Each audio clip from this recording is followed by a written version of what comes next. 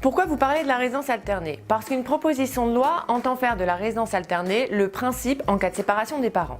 En mars 2002, dans un souci d'égalité entre les femmes et les hommes, une loi est adoptée qui permet aux juges aux affaires familiales de fixer la résidence des enfants en alternance au domicile du père et de la mère. Bilan: 71% des enfants de parents passés devant un juge résident chez la mère, 12% chez le père et 17% en résidence alternée. Depuis 2002, plusieurs propositions de loi destinées à faire progresser la résidence alternée ont été retoquées ou abandonnées en cours de route. Une nouvelle proposition de loi portée par un député MoDem vise de nouveau à instaurer en principe la résidence alternée. Les dispositions actuelles du Code civil permettent aux juges des affaires familiales de fixer la résidence de l'enfant en alternance au domicile de chacun des parents. Le juge aux affaires familiales prend en considération, outre l'intérêt de l'enfant, la pratique mise en place précédemment par les parents et l'aptitude de chacun des parents à respecter les droits de l'autre. La jurisprudence a dégagé certains critères pour mettre en place la résidence alternée.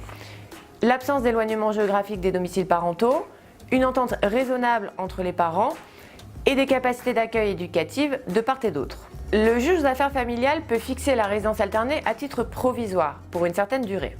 Au terme de cette durée, le juge aux affaires familiales statuera définitivement en fonction de l'intérêt de l'enfant. Le rythme de la résidence alternée peut être une semaine chez l'un, une semaine chez l'autre, ou un autre rythme en fonction de l'intérêt de l'enfant et de la situation familiale.